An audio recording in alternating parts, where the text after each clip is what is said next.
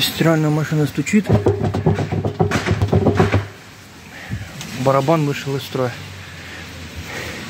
Я вот так пилю. Вот такая пилка. Удобно ей пилить. Полчаса и барабан примерно будет уже готов, разрезан. Вот так одной рукой.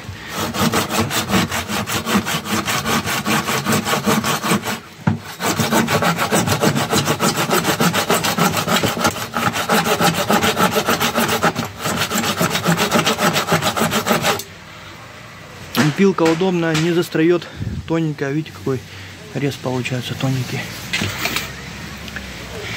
Бак. Этот бак у нас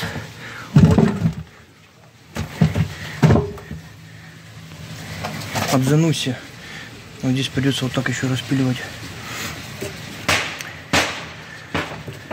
Здесь камера прессостата. Надо будет аккуратно распиливать. Ну, по кругу полчасика. И все, и он готов. Я, в принципе, уже за 7 минут уже полбака почти разрезал.